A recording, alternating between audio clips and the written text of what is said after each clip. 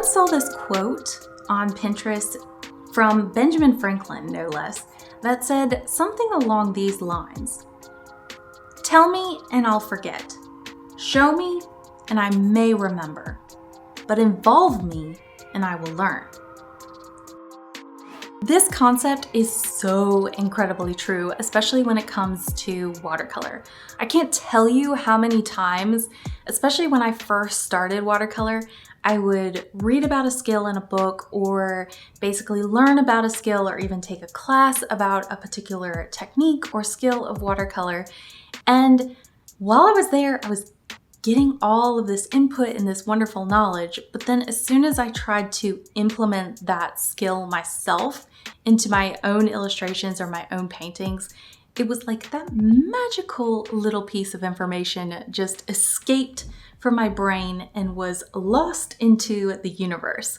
So that is why today I'm actually going to be doing a two-part video for this particular topic. This video, I'm going to be talking about the 3 crucial skills that you need to know for watercolor. And then in the next video, I'm actually going to be showing you how to apply those skills in an actual illustration that you can paint along with me. So hopefully by including you in the process, you will be able to understand and learn these topics quicker and actually implement them into your brain and allow them to mingle and just merge into your watercolor skill repertoire. So without further ado, let's go ahead and jump into this.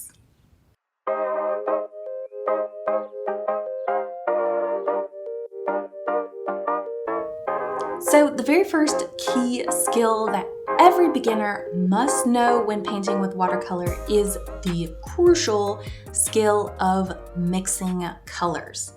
And I'm not just talking about mixing 2 colors together, but also knowing how to dilute your paint with water. And that's the reason why we have a palette. So for me, the very first thing that you really need to know and understand when approaching this mixing skill is what I like to break down as the first 5 starting ratios. There are actually a number of ways to mix your water to paint ratios, but I've found over the years that there's really only 5 basic kind of starting stages for your water to paint ratios. And for me, those include no water, especially if you're using directly from a tube paint. You're basically just gonna squirt this onto your palette, and that is the very first stage. Now, do we use this paint ratio for painting? Pretty much never, unless you're trying to do something special or unique. You would never use this particular stage. The next stage that you're gonna hit is the chunky stage. So as you are adding water to your fresh paint on your palette, you're gonna notice it start to move around and become kind of chunky on your palette. This is another stage that we rarely, if ever, use. And to be honest, if you are a traditional watercolorist, you would never, ever, ever use this stage. So we're gonna move right along to our next stage, which is the inky stage. Now this particular stage, I personally love to use if you really want nice, rich colors. And it just kind of smoothly flows over your palette, but still has a very nice, rich, intense color. The next stage that you're going to enter is the milky stage, and as it sounds, it looks like milk, basically a milk consistency. This is probably the paint ratio stage that you're going to use the most when it comes to watercolor. And then finally, the last stage that you use is the water stage, which is basically a tinting stage of your watercolor. So that is the first crucial skill of the mixing set. Now, I have a watercolor course that breaks this really far down. If you would like to check that out, I'll link that down below. Now, question for you. When mixing watercolors in your palette, what is the best method to use?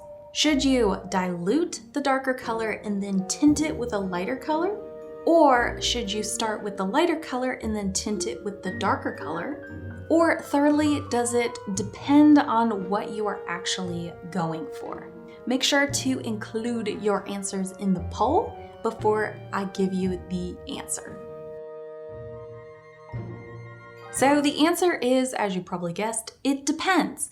If you are trying to go for a darker color that is slightly tinted, you would start with the darker color, dilute it, and then tint it with the lighter color. But if you want a lighter color, just slightly a different hue or a different shade of basically mixing that darker color in, you would start with your lighter color, dilute it to the paint ratio that you would have, and then slowly tint it with the darker color. So it really depends.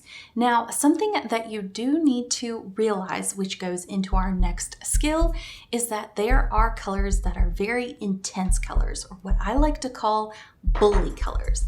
And as you are mixing on your palette, you're gonna notice that some colors will just completely take over another color. Blues are very much known for this. If you're using watercolor concentrates, they usually will just envelop your tube paints. If you're mixing those together, pinks as well can really take over other colors. So when you're mixing on your palette, you need to understand which colors are my bully colors and then slowly mix those into your less dominant or more pacifist colors on your palette. And now moving on to crucial skill number 2, which in my opinion is basically the main rule of watercolor. This is the one that you need to understand completely. So we learn a lot about how to basically apply our paint onto the page and also how to paint different washes. But technically, this rule encompasses all of those other ones, and that is learning how to actually move the bead of your paint. So what does that actually mean? Well, basically what that means is that you are taking a bead or droplet of color from your palette that you've already mixed up and then placing that on the page.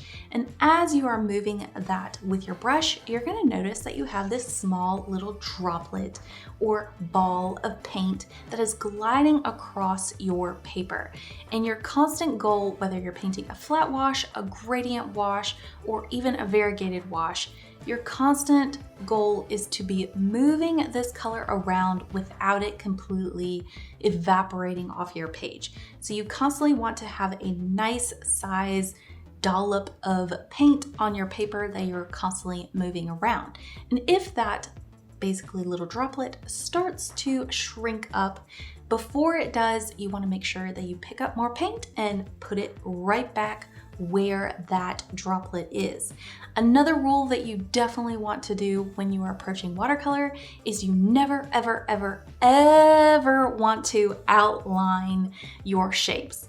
What you want to do is approach whatever you are painting, whether it's a small shape, a large shape, you want to come up with a game plan of how to fill that entire shape up and go from one section and move continuously forward, never going back. So what happens if you go backwards is you'll create blossoms and texture effects that if you really want nice smooth washes, you're not going to like. It is better if you make a mistake to just continue forward, let it dry, and then go back and fix it. Another reason why we don't outline our shapes is because watercolor is transparent in nature. So that means if you are outlining your shape and then that color basically starts to dry, you're going to see that outline as you paint another color on top of it. So you're going to see this layering or glazing effect, which is what we don't want. So that's the reason why, in my opinion, watercolor is very, very similar to coloring. You just want to make sure you're continually going in the same direction and also filling in the whole section as you go. Hey, so this is Editing Carrie right now, and I wanted to break in before I continue this video I was planning on selling this little bunny drawing template in my store, but as I started editing it, I was kind of like, you know what? If y'all could get this video up to 500 likes, and typically I run about 300 to 400 likes, and yet I get usually 4,000 views on my videos, so that's not too much. But if y'all could give me 500 likes for this video, I will provide this particular drawing for free in the next video.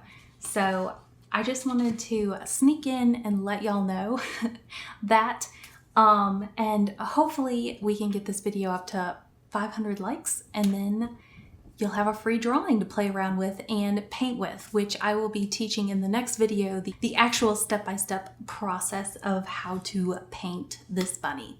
So I hope we can do it. I think we can. It's not that hard.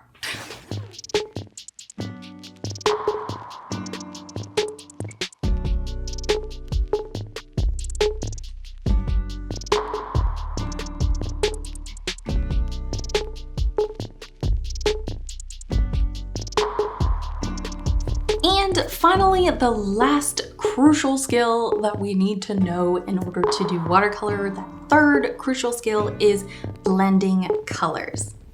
So there is actually multiple ways that you can blend colors on your paper. You can do it with gradients, you can even do it with a variegated wash, but I'm going to be teaching you the lazy way of blending colors, which I tend to do a lot. And that is the dabbing way. And yes, I just did that. Basically, what you're going to be doing is painting a smooth wash of wet paint on your paper. Similar to what I just talked before, you're moving that bead and creating a solid shape. Then what you're gonna do is slightly let that dry just a tad, and you're gonna see a nice shimmer of color. And right at that magic moment, that's when you take your brush with a harmonious color is what I would suggest, meaning something that is close to the color that you've already laid down. So for me, I laid down a purple, so I'm going to be using a blue because that is very close to that color on the color wheel. And basically what you do is you just take your brush and dab it into specific sections where you would like to have a blending of the two colors. So for me, I tend to do this in shadowy areas of my illustrations. And basically what this does is allows watercolor to act as it should and as it was intended to. It basically mixes the two colors together and allows them to kind of blend on the paper and create really cool watery wash textures. And this is basically the lazy man's way of creating nice little watercolor textures inside of your illustrations. Now, that is actually it. Those are the three basic crucial skills that you really need to know when you are painting with watercolor. Now, in the next video, what I'm going to be doing is taking our cute but moody little sleepy bunny named Frank and actually teaching you how to use these crucial techniques and paint Frank. And if you would like to paint along with me, I will definitely make sure to leave a link down below to allow you to get your own Frank the Bunny drawing template. So make sure to check that out, and I will see you in the next video. Bye, y'all.